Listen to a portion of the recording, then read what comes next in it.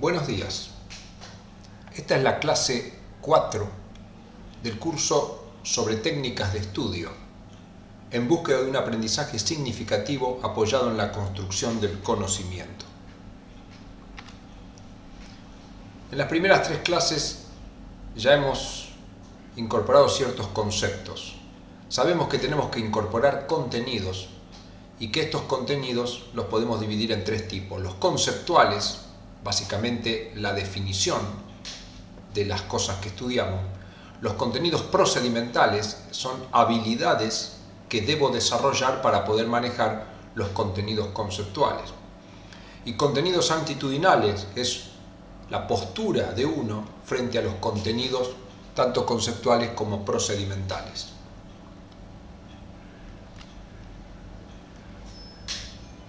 Mientras estudiamos, recibimos contenidos de diferentes tipos. Pero muchas veces tenemos este problema, que los hemos recibido y es como que no tenemos nada. ¿Qué es lo que tenemos que lograr?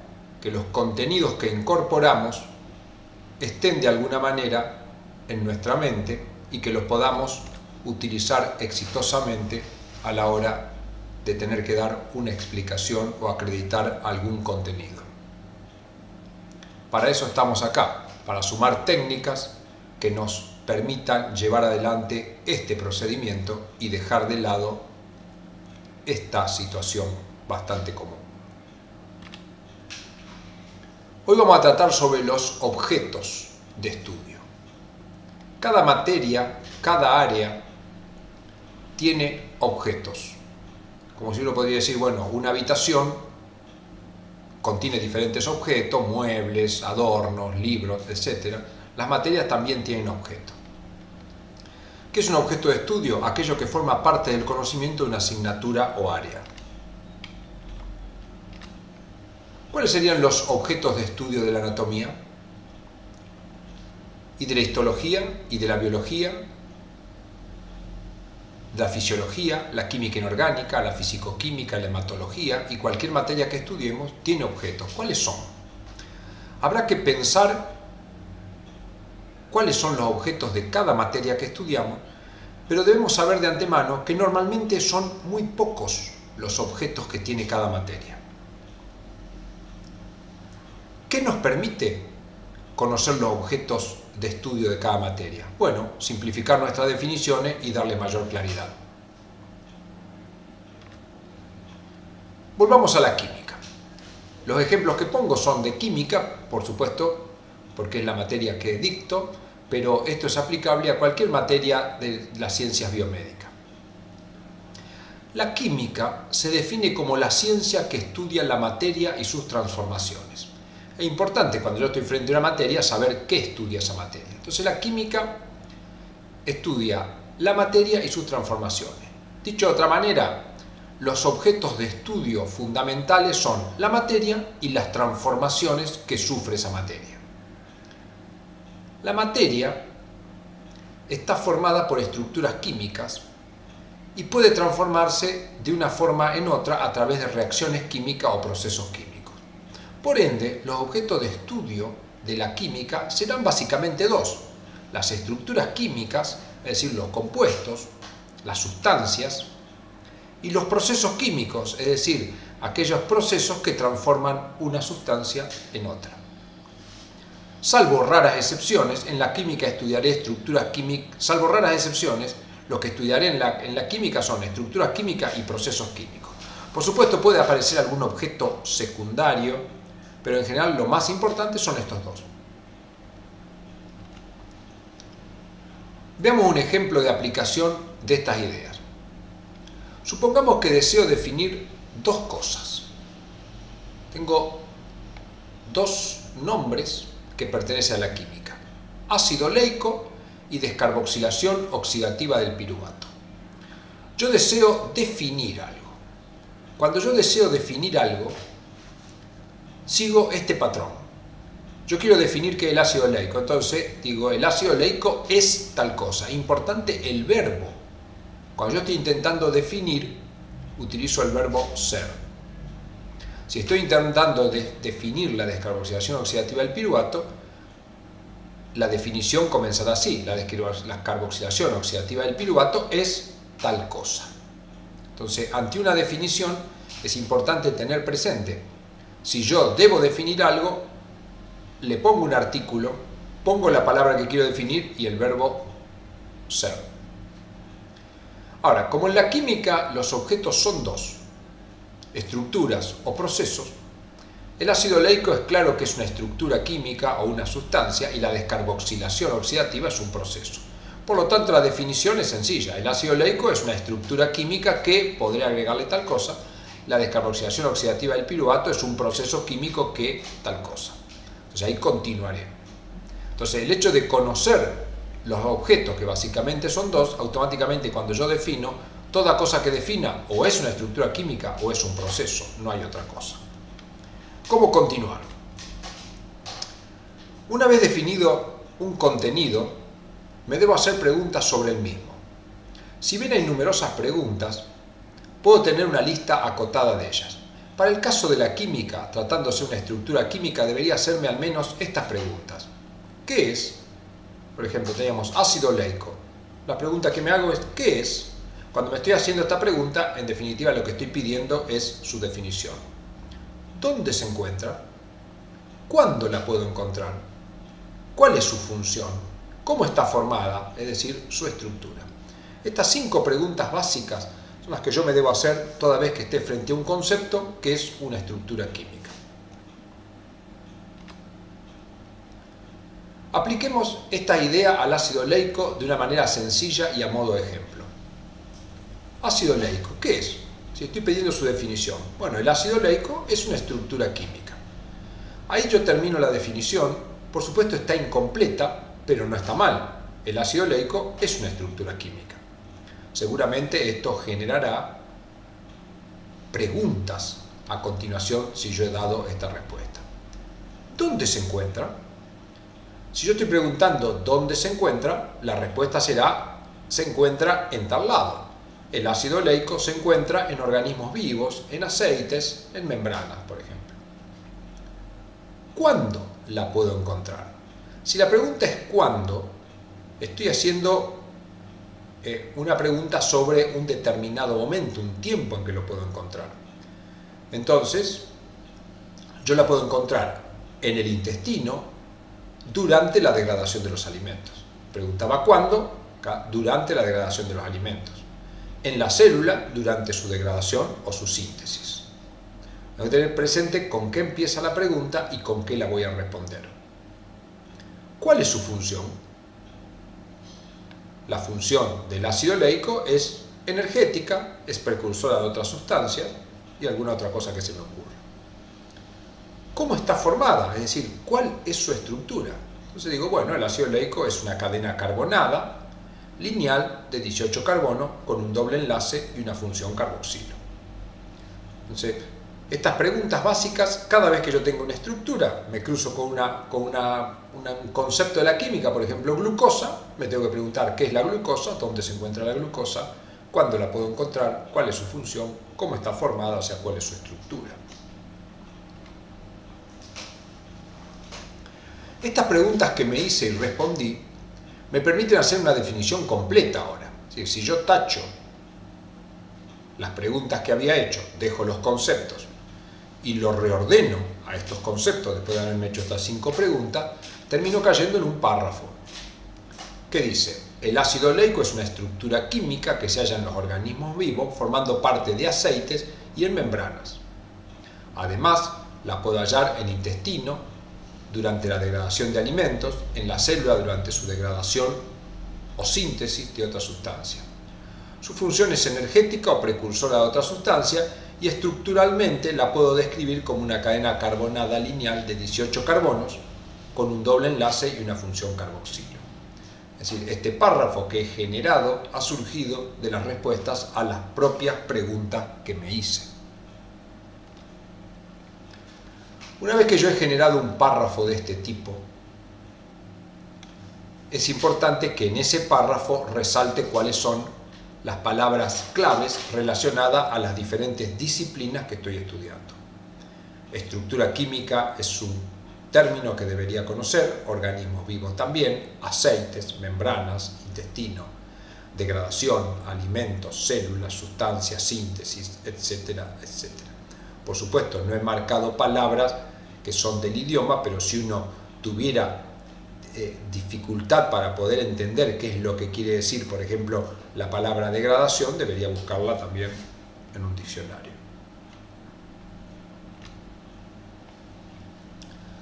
Hagamos el siguiente ejercicio con el área o materia que esté preparando.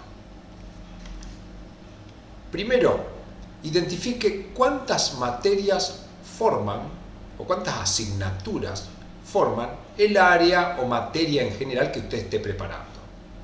Por ejemplo, usted puede estar preparando a lo mejor biología para una carrera en particular y no solo necesita la biología, sino que quizás tenga también a la química metida dentro de sus conceptos, quizás a la matemática, algo de estadística, etc. Entonces, con lo que está estudiando, intente identificar cuántas y cuáles son las materias a las cuales debe usted acceder para tratar de entender todos los conceptos. Y luego identifique los objetos de estudio de cada una. Hagamos un ejemplo con el área de nutrición de la Facultad de Medicina de Rosario, que es donde doy clase. En nutrición tenemos varias materias, por ejemplo, biología, anatomía, histología, química, física, fisiología, medicina y sociedad. Y quizás algunas que me estoy olvidando.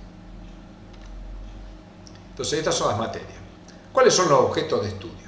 Bueno, si uno recorre los contenidos conceptuales de cada una de estas materias, encontrará que, por ejemplo, la biología tiene como objeto ciertas leyes, cantidades, procesos, por ejemplo, las leyes de la alimentación, cantidades, por ejemplo, la cantidad de kilocalorías que ingiere una persona por día. La anatomía tiene como objeto de estudio sistemas, aparatos, órganos, fundamentalmente. La histología, su objeto son los tejidos, las células, órganos, estructuras subcelulares. La química tiene estructura química y procesos químicos, como ya dijimos. La física tiene cantidades, magnitudes, leyes, por ejemplo, ley de Fick a la hora del transporte, magnitudes, como uno podría decir, bueno, la intensidad del sonido, si estoy trabajando en un área determinada, o la energía interna, por ejemplo. La fisiología en general son procesos que involucran tanto estructuras de la anatomía como procesos de la química y objetos de la histología. Y medicina y sociedad, no sabría decirle, no es un área a la que me dedico y no conozco con certeza. Bien, supongamos que enfrento un texto. Cuando estemos estudiando es importante que no querramos leer un capítulo completo, sino que leamos un párrafo hasta donde hay un punto y luego intentemos trabajar sobre esto. Por ejemplo, este dice, en el duodeno la absorción de calcio se da por medio de dos mecanismos, difusión pasiva y transporte activo. La difusión, hablando de difusión pasiva, ocurre cuando la concentración de calcio en el lumen intestinal es alto, como ocurre después de la comida rica en calcio. Bajo estas condiciones, la diferencia en el potencial electroquímico a través del duodeno favorece el movimiento del calcio desde el lumen hacia la sangre, aparentemente por una vía paracelular. Resaltemos cuáles son las palabras claves: duodeno, absorción de calcio, difusión pasiva, transporte activo, concentración, calcio, lumen, etc. Es importante que identifique todas las palabras. ¿Qué tengo que hacer ahora? Y tengo que poder definir cada una de estas palabras. Entonces, tratemos de identificar las asignaturas a las que pertenece cada uno de estos objetos. Por ejemplo, duodeno, podríamos decir, bueno, duodeno es un objeto de la anatomía y de la histología, es un órgano. La absorción es un proceso que pertenece a la fisiología, o sea, es un objeto que pertenece a procesos y es la asignatura de la fisiología. El calcio pertenece a la química y dentro de los objetos de la química hay una estructura química. La difusión pasiva pertenece tanto a la fisiología como a la física, es un proceso. El transporte activo igual. La concentración pertenece a la física, es una magnitud. Calcio es lo mismo que calcio que dijimos acá arriba, nada más que esta es la forma de representar el calcio que se encuentra ionizado. El lumen es la parte de un órgano, por lo tanto lo podríamos relacionar tanto a la anatomía como a la histología. Intestinal es un calificativo, es decir, es un adjetivo que hace referencia al intestino, que es un órgano, por lo tanto es un adjetivo que pertenece tanto a la anatomía como a la histología. Potencial electroquímico es una magnitud física. Epitelio, podríamos decir, dentro de la clasificación de tejido, pertenece a la histología. La sangre pertenece a la anatomía y la histología, podríamos clasificarla como un tejido, un fluido corporal. Y paracelular es un adjetivo calificativo que hace referencia a un proceso en particular. Luego, con cada término trabajaré buscando su definición, las preguntas que el objeto me demande: qué es, dónde está, cuál es su función, cuándo puedo encontrarla, cómo está formada o cómo ocurre. Bueno, hagamos un ejercicio. Lea el texto siguiente. Hagámoslo juntos. La digestión del almidón ocurre tanto en la boca como en el duodeno, por la acción de enzimas que transforman la molécula de almidón en productos químicos de menor peso molecular. ¿Lo comprendió? Seguramente sí. Nos ocurre muchas veces que creemos haberlo entendido. La forma de realmente entender algo que leímos es identificando todas las palabras y ver si tengo una definición para ellas. Las palabras clave serían digestión, almidón, boca, enzima, productos químicos, peso molecular. Entonces, una vez que yo he identificado las palabras que forman un párrafo en particular, ¿qué debería hacer? Identificar el área a la que pertenece cada uno, dar una definición, preguntarme sobre cada una: qué es, dónde está, cuándo puedo hallarla, cuál es su función, cómo está formada o cómo ocurre. Y luego ir construyendo una red conceptual con las palabras que forman este párrafo, porque si todas estas palabras están en un párrafo en particular, seguramente una relación tienen. Y si una relación tienen, lo mejor es plasmarlo a través de una red conceptual. Ok, venimos bien hasta acá.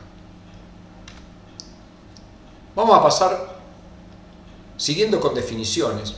Uno de los puntos clave cuando uno estudia son las definiciones. Si yo no dejo expresado claramente qué es una cosa, nada puedo construir. Las definiciones pueden ser oportunas e inoportunas, contextualizada o descontextualizada. Veamos qué quiere decir eso.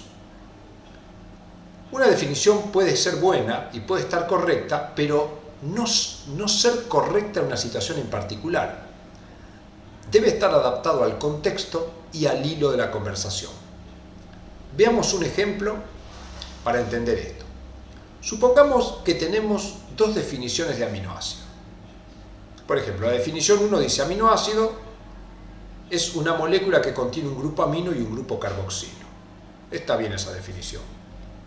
Otra definición, podríamos decir: un aminoácido es un monómero que forma las proteínas. ¿Cuál está mejor? Las dos están bien. Pero va a depender en qué contexto use cuál será mejor una que la otra. Supongamos una situación en la que me encuentro con un profesor y el profesor me pregunta: ¿qué es una proteína? Entonces yo como alumno respondo: un polímero de aminoácidos. Bien, me va a decir el profesor. Y probablemente me diga: usted mencionó o utilizó la palabra aminoácido en su definición. Sí, le voy a decir yo. Seguramente el profesor me preguntará: ¿y qué es un aminoácido? Y bueno, tengo dos definiciones. ¿Puedo utilizar cualquiera de las dos definiciones que tengo? Obviamente que no. Veamos la conversación nuevamente. Profesor, ¿qué es una proteína? El alumno: un polímero de aminoácidos. Muy bien, dice el profesor. Usted mencionó aminoácidos en su definición. ¿Qué es un aminoácido? Bien, profesor. Un aminoácido es una molécula que contiene un grupo amino y un grupo carboxilo. Y estará muy bien y el profesor me felicitará. Ahora veamos la misma conversación. Profesor, ¿qué es una proteína? El alumno responde, un polímero de aminoácido. Muy bien. Usted mencionó aminoácido en su definición. ¿Qué es un aminoácido? Y el alumno responde, un aminoácido es un monómero que forma las proteínas. Si uno compara ambas conversaciones, las cosas están perfectas, la definición de aminoácido que usó este alumno y este alumno son correctas. Sin embargo, en la segunda conversación estoy dando lo que se llama una definición recursiva. Es decir, vuelvo sobre el mismo concepto sin definir claramente ninguno de los dos. Cuando definí una proteína dije es un polímero de aminoácidos. Y acá cuando defino aminoácido digo es el monómero que forma las proteínas. Por lo tanto estoy haciendo un círculo alrededor del mismo concepto sin definir nada. Lo que le quiero mostrar es que dos definiciones correctas puede ser una mucho mejor que la otra en una determinada situación.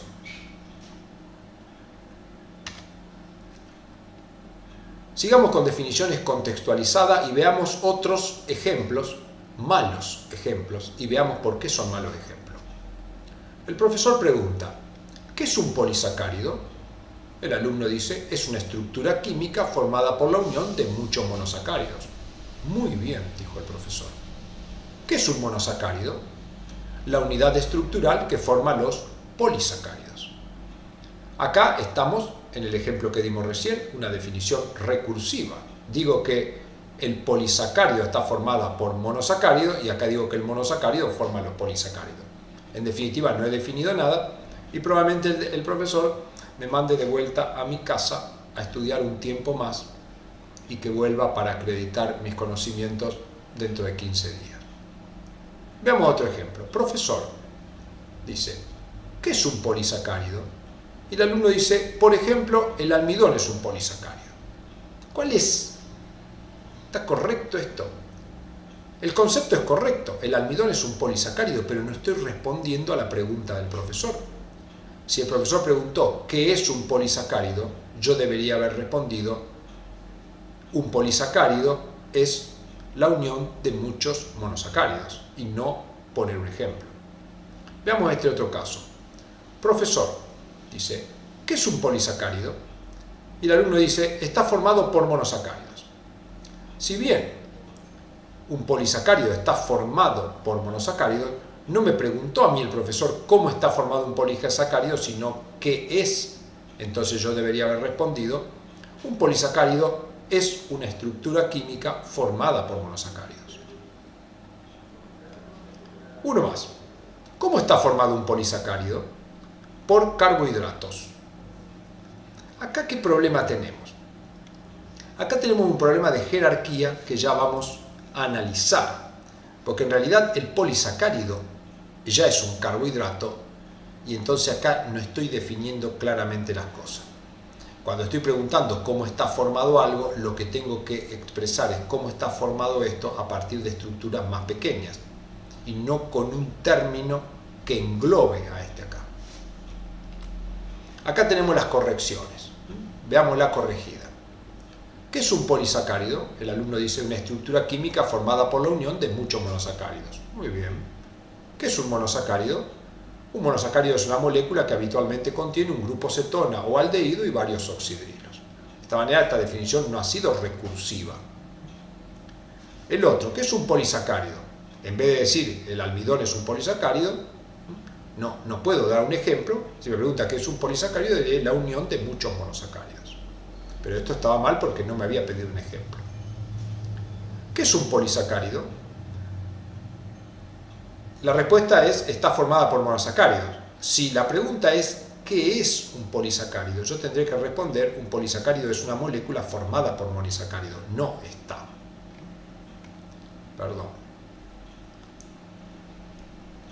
¿Cómo está formado un polisacárido? Por carbohidrato. Acá tenemos un error de jerarquía de conceptos, como le decía, vamos a revisar a continuación.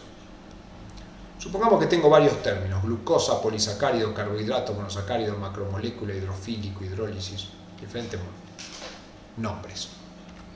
Lo que yo tengo que tratar de hacer es ordenarlo de una manera jerárquica. ¿Qué quiere decir esto? Si lo analizamos de abajo para arriba, es más fácil. Los polisacáridos están formados por monosacáridos.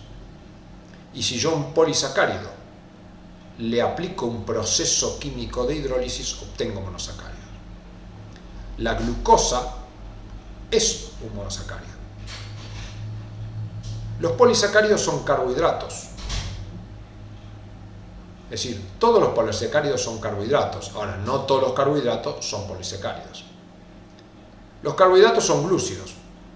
Y esto es sinónimo, por eso lo expresé con doble flecha. Los carbohidratos podemos decir que son macromoléculas. Es decir, todos los carbohidratos son macromoléculas, pero no todas las macromoléculas son carbohidratos, porque dentro de las macromoléculas puedo tener proteínas, ácidos nucleicos. Las macromoléculas son estructuras químicas. Todas las macromoléculas son estructuras químicas, pero no todas las estructuras químicas son macromoléculas, porque dentro de las estructuras químicas puedo tener un átomo, un ion, y que no llegue, después de un aminoácido, que no llegue a ser macromolécula. También tenemos la palabra hidrofílico. Hidrofílico lo puedo ubicar en esta especie de red conceptual, abarcando desde acá hacia adelante, porque yo sé que todos los carbohidratos son hidrofílicos, pero no todas las macromoléculas son hidrofílicas.